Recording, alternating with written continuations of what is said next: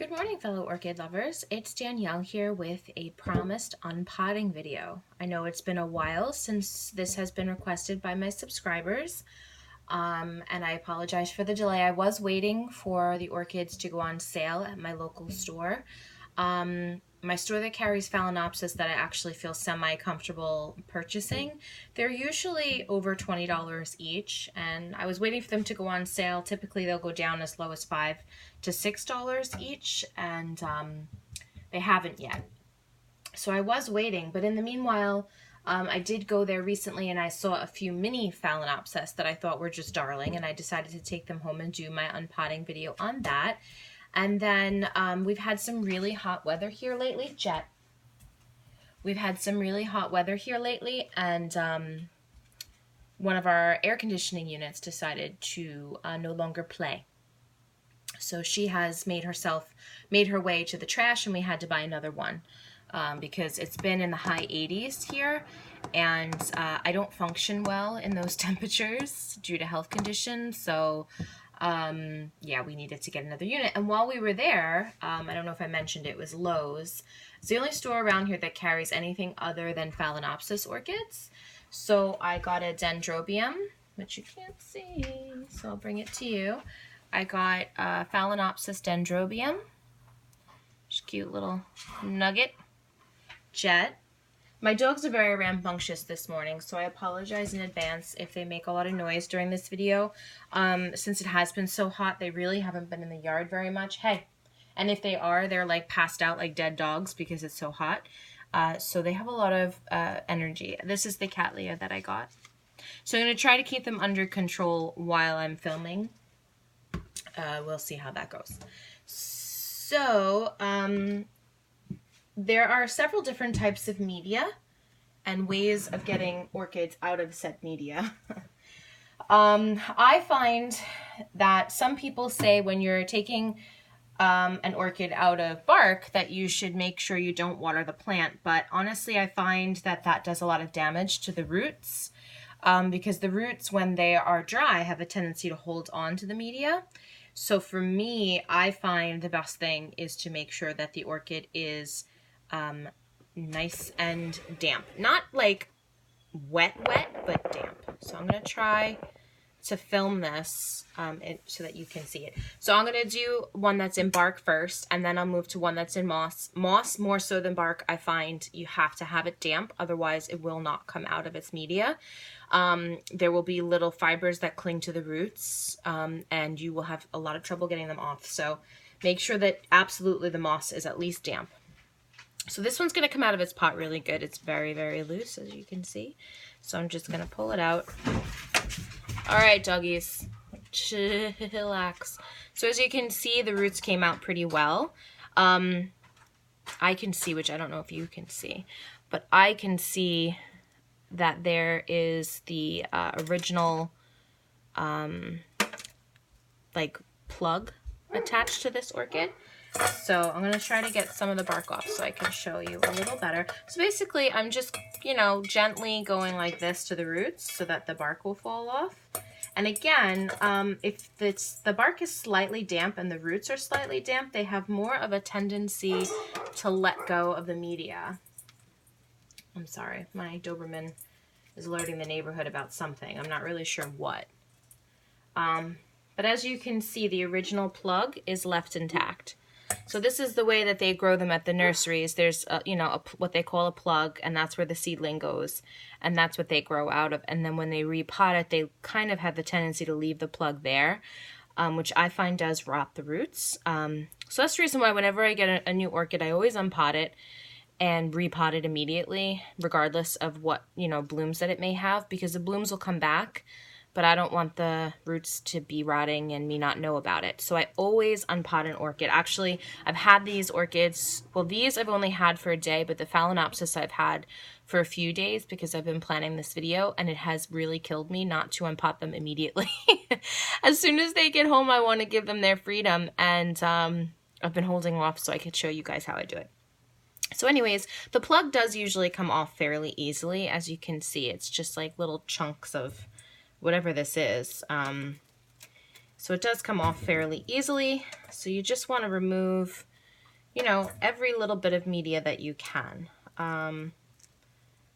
Let's see here. It does seem like this is actually 2 plants. It seems very much like it's 2 plants. There's no rhizome in between these two, so looks like I have 2 plants here. So I'm gonna focus on not hurting the plant. So if I go out of focus for a minute or out of screen, I apologize. So I'm just gonna keep removing the plug. And sure enough, 2 plants. So we have this smaller little baby.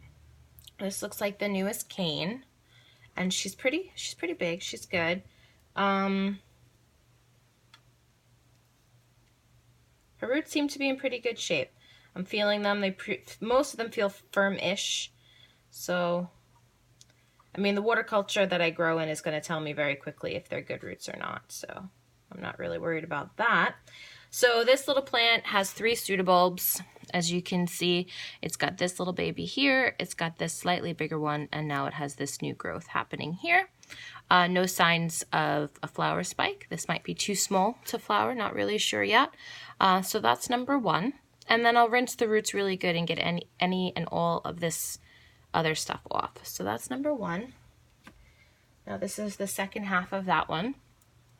So as you can see, they did put a little bit of a stake in the pot to hold the pseudobulb steady. So I take that off. My husband actually picked this one out, and I think he did a really good job. I mean, those flowers are really pretty. There was another one that was slightly similar, but this one has like an almost iridescent quality about it. And so we liked this one better, even though the blooms were much smaller. We liked this particular flower better. So there's a few pieces of material left. I'll get those off. And there's quite a bit of dead roots in here. And this is what the plug does to those roots. So that's the reason why I don't like those plugs left intact. Yeah, there's a lot of dead roots in here. So whatever I can feel that's absolutely mushy, I will pull away in my hand. And then when I rinse them, I'll know a little better, you know, which ones are bad and which ones are good. But like this one, for instance, very healthy. So you know, I'm glad that she does still have some good roots, even though some of them are not so good. But anyways, she's got a little teeny tiny bulb right there, and another bulb right there, and another bulb right there, and her newest bulb, which is blooming and much, much taller than the rest. So that's my dendrobium. I don't know what her name is. She did not come with an actual tag with a name. So if any of you have this one and you know her name, let me know. So that's her. And we'll stick with bark. We'll just undo the Cattleya next. So this one did come with a tag. And I'm really excited. I didn't actually realize when I picked it out. There's my puppy. It's LC Final Blue. So that's her tag. And she has quite a few pseudobulbs. They're very, very desiccated, so she hasn't been watered in quite a while, I don't think. The media was bone dry. Her roots were brittle. So I think that they get these plants and then they just stick them on a shelf and don't water them. But she does have a new growth here, which has decided to be a bifoliate. I do not see a sheath. So it may be that the lack of water while she was growing that new growth made her decide not to give us a sheath. I do not, I see evidence that maybe she has bloomed once in the past. This one looks like it may have bloomed, but the other ones don't look like they ever came to bloom. She doesn't look like she's ever gotten another sheath. Now, just because she doesn't have a sheath yet doesn't mean she won't get a sheath.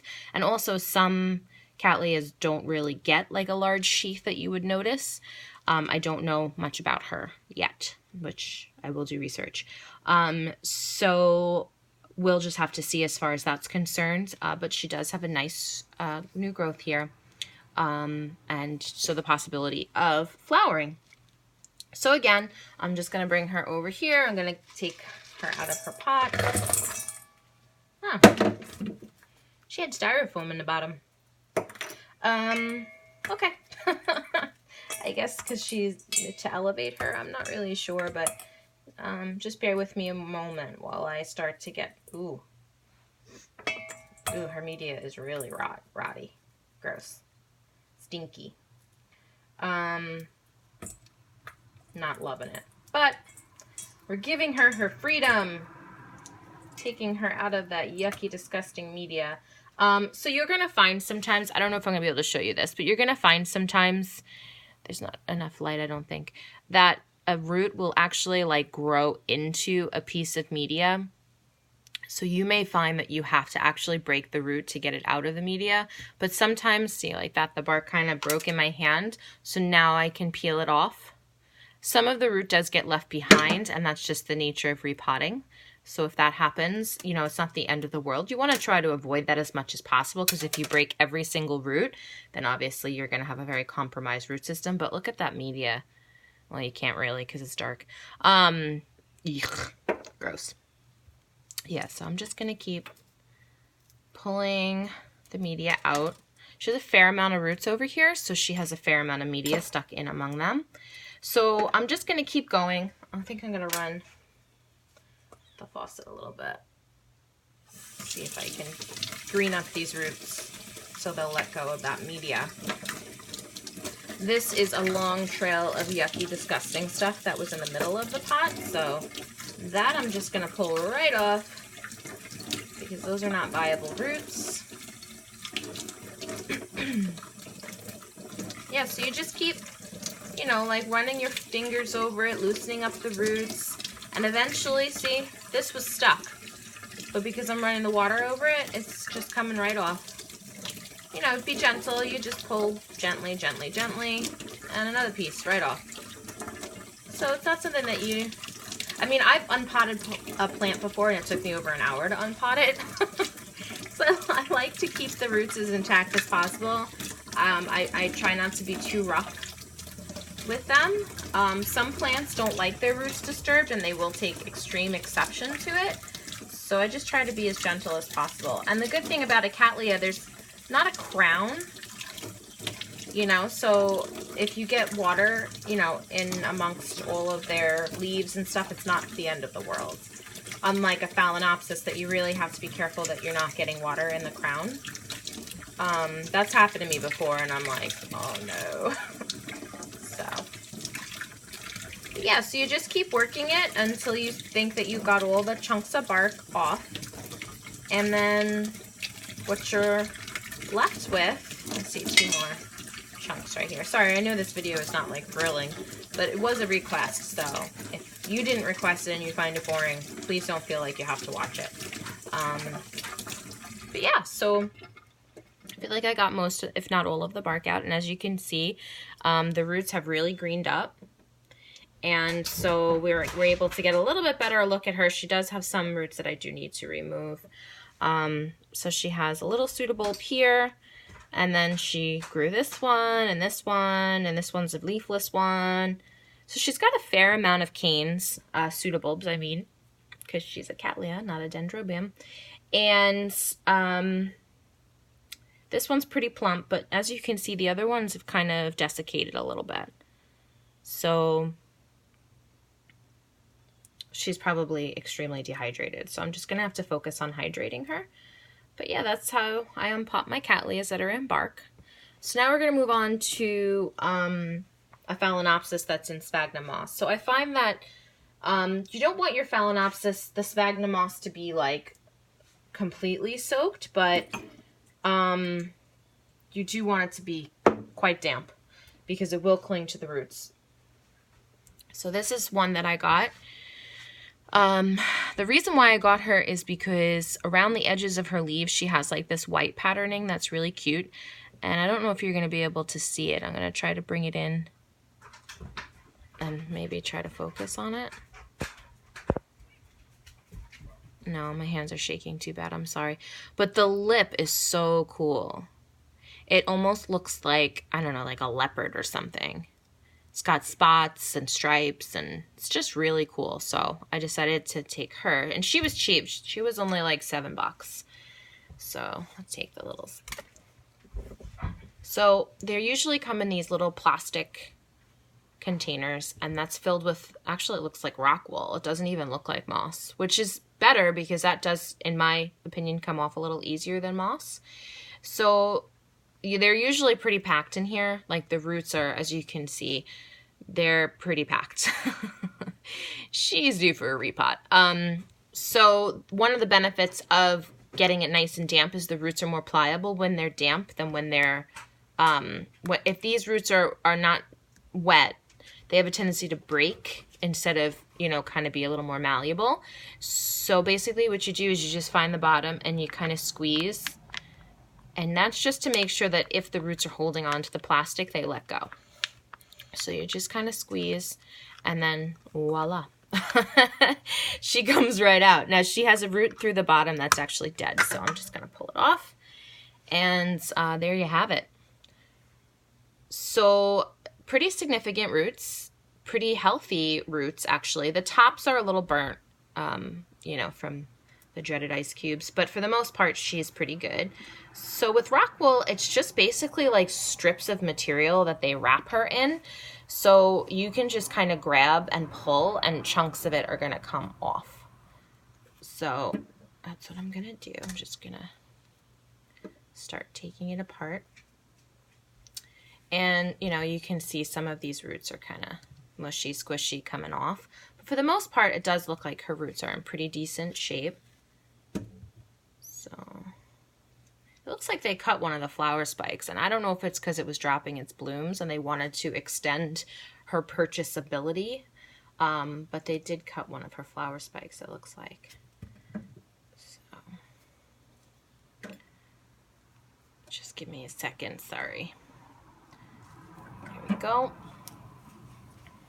So the roots in the middle are actually pretty viable, and I'm kind of surprised.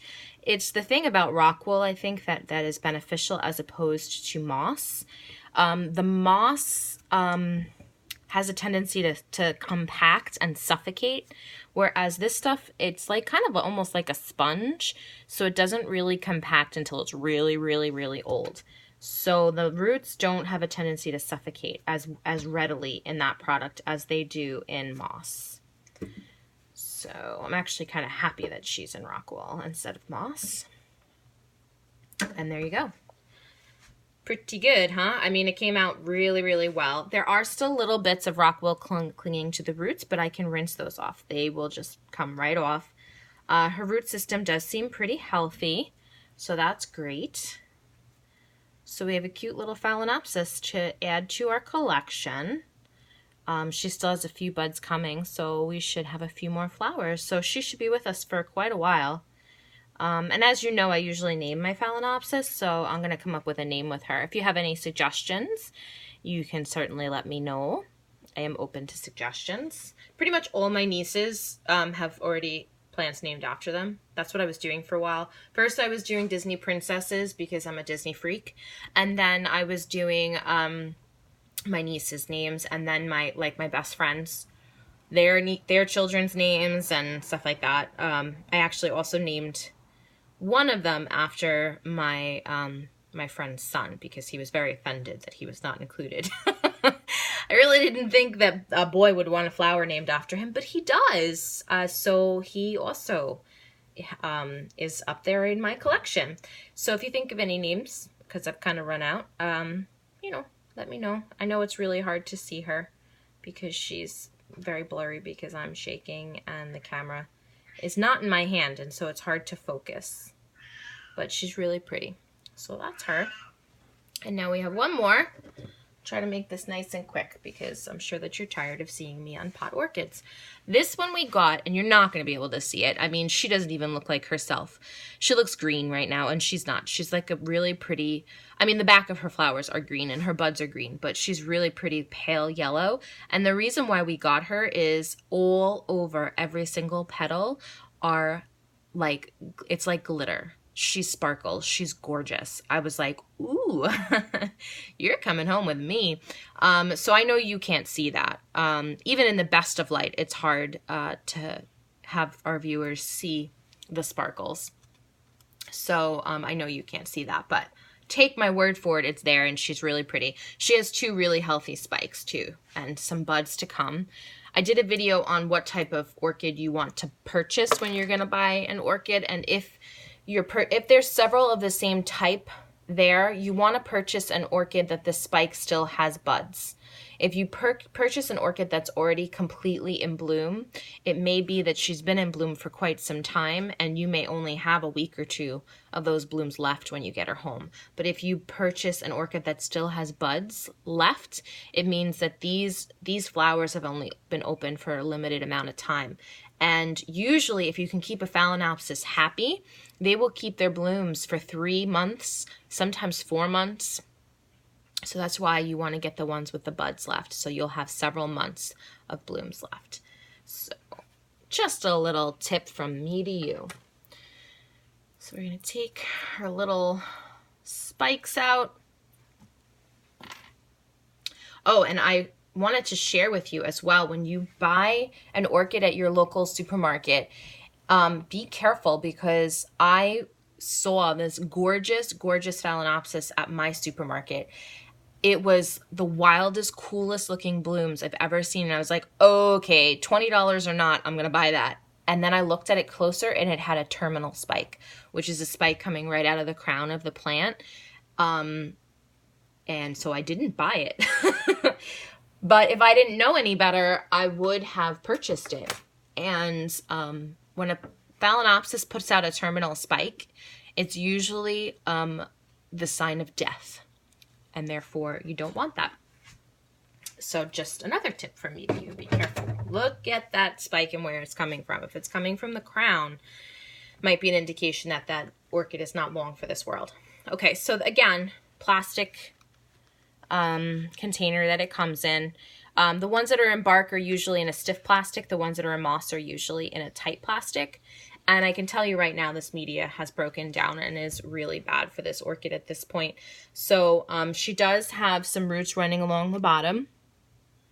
I did soak her so that she's damp, so that these roots possibly, hopefully, will not break. So again, we're just gonna gently squeeze, and sometimes I'll squeeze and slightly rotate, just so that if there is any root clinging to the side, some orchids are more inclined to cling than others.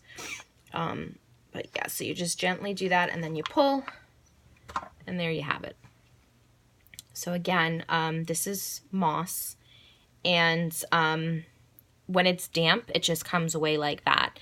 If this orchid was not damp, it would just rip and tear, and literally you would be here for hours and it would still be stuck to the roots. So my advice, very strongly, if you're going to unpot an orchid that's in moss, you have to have damp media. So that would not happen if it was dry. So we're just going to keep pulling away at it. And I know this isn't thrilling for you, and I apologize. I really have to get into editing. So far I have, kind of avoided editing, because I have limited time. I have a lot of responsibilities. I have 2 jobs. I have a lot of animals, a lot of upkeep in my house. My orchids alone take me about half of a day when I do water them and clean their vases and everything. So I have a lot going on. So sitting down and editing a video is really not something that I feel I have the time for, but I know that it's going to come to that, because I hate making you guys sit through this. Fortunately, this moss is coming away really well. If she was a fine-rooted orchid, like an Oncidium, I wouldn't even attempt to take her moss out while you're watching, because it would take forever. But this moss is coming out pretty good. So I just don't want to hurt her spikes that are coming in contact with the faucet. So yeah, you just keep pulling it out, and as you can see, it's coming out really quickly. Again, because it's damp.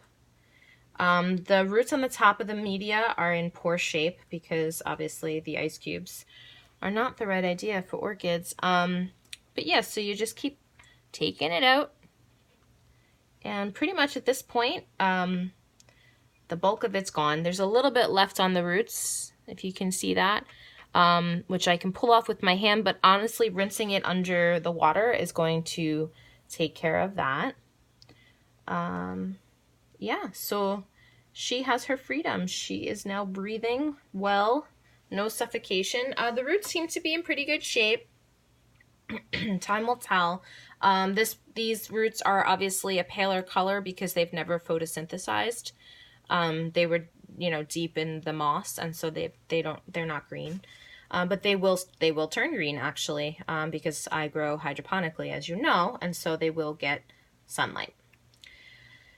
So yeah, that's basically it. That's how I unpot orchids. So now I'll just go through and I'll rinse the roots really good on each one of these. Remove any roots that are damaged or, you know, rotten or anything like that before I put them in water. And then before I put them in water, I usually allow the roots to dry. So I'll take this orchid, I'll rinse it off really good, get all of her media off, and then I'll let her sit until the roots completely dry. And then I'll start my hydroponics with her. And the reason that I do that is I want any little breaks or snaps or anything that I do to her to callus over before I expose it to water, because I don't want the roots to rot.